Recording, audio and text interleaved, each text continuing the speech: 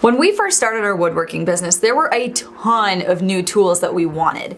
We wanted a new Festool domino, we wanted a better table saw, we wanted a miter saw, a track saw. The list went on and on. We were always crippled by the question, what tool should we get next? And maybe you've asked yourself this question before. Well, not only are we going to share our thought process on buying tools, at the end of this video, we're going to share with you the best tools we ever purchased for our business.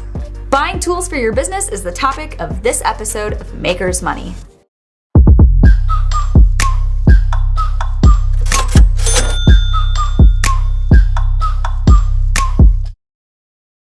When I first got to college, I wanted a mountain bike so badly. Jenny and I went to school in the desert in Arizona, and there were some amazing biking and hiking trails right across the street from the school.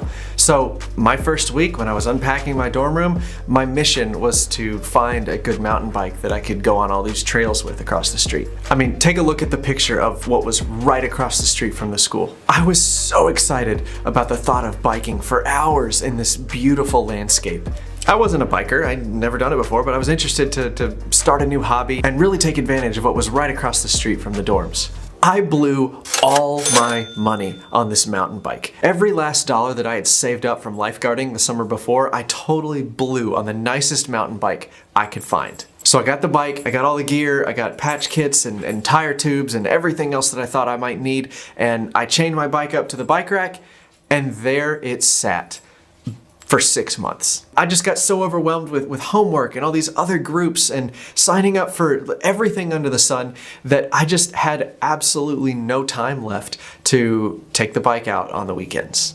Not only that, but the clubs that I joined, when they wanted to go camping or do other fun stuff, I couldn't go because I didn't have the money. I blew it all on a stupid mountain bike. Don't we do this with tools also? Don't we buy something at Home Depot because we're really excited about the new tool and it's on sale and we imagine ourselves using it, and then it just kind of sits in the corner for 6 to 8 months without us touching it? I know I've seen tools that I've never even thought about having, but just because they were on sale, I thought, wow, for that price, I can't afford not to buy it. But if you're trying to run a business, the game changes. How do you know what tool to buy next? How do you anticipate the needs of your customers? Should I be prepared for personalization? Should I think about all the different things that we might make for a customer? How do you know what tool to buy next if you're running a business? Should we shop around for deals? Well, our strategy is going to make a lot of people angry, so buckle up and get ready.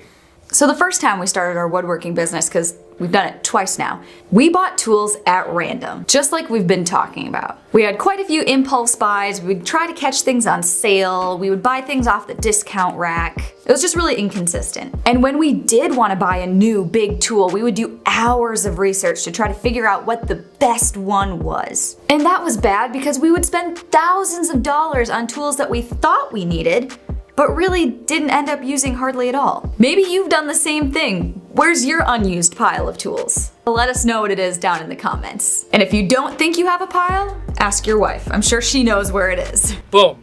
Roasted.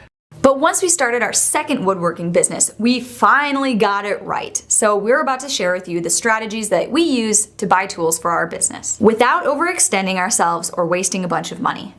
Step 1 is to identify a need. What do your customers need out of your work? The important thing to remember here is not to imagine a need. You need to have a need that actually exists, not something that could exist in the future. Do they need personalization? If you're selling closing gifts to realtors like we were, yeah, that's a pretty big deal because you need to be able to personalize all of their closing gifts. So we talk about this in the stud stack all the time, but within your product development process, you need to be solving a problem for your customers. So if your product requires a certain feature to solve the problem for your customer, but then you need a certain tool to create that feature, that's when it's a need.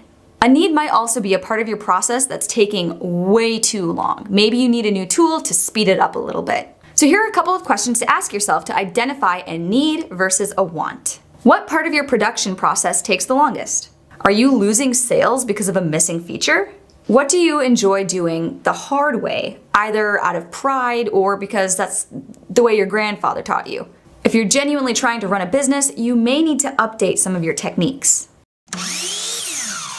So now that we've identified a need in our business, whether that's for a feature for a product or to try and speed up the production process, now we want to go find and purchase the tool that's going to save us the most time. And don't waste any time here. We want to buy a great tool that does the job really well. We're not looking for the best tool, okay? We're not spending hours and hours researching the best type of sander, okay? You're gonna waste more money doing research than you are if you just bought the 3 highest rated sanders and returned the 2 that you don't like as much. That's gonna be a much faster method than doing hours and hours of research. We are huge proponents of buy once, cry once. Buy the best version of the tool that you can afford and don't look back. If you need something better in the future, then buy it in the future, but at least it solves your problem right now.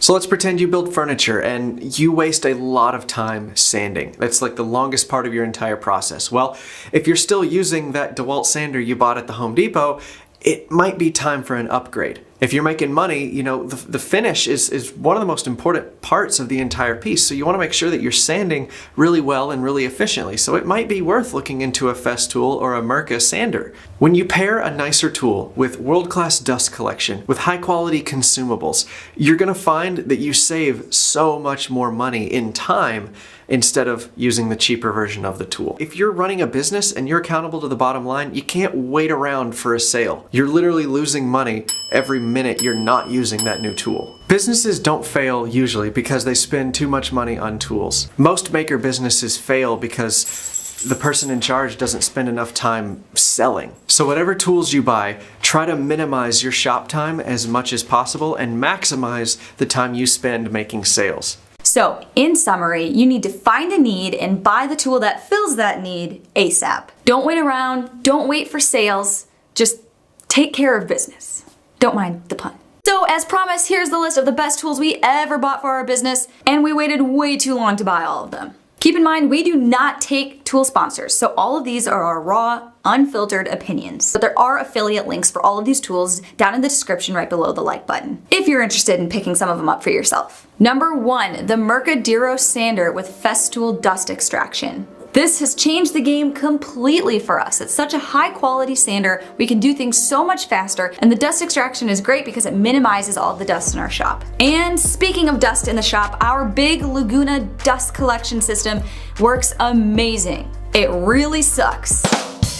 Davis suffered with a little Harbor Freight one for so long. The new Laguna one is just so much easier to use, clean, change out bags, maintain, everything. So much easier. And then we have the Glowforge Pro laser engraver, which I know we catch a lot of heat for this, but this has been a really great laser for figuring out if laser engraving is something you need in your business model. You can spend your time selling instead of playing laser repairman. It's very easy to use, especially if you are brand new to laser engravers. We know you can get more laser for the money somewhere else, but you are gonna waste so much more time in the setup process before you even engrave a board that you're making a profit on. For anybody who's trying to figure out whether or not a laser is for you and your business, we highly recommend the Glowforge Pro. And the last one is the track saw.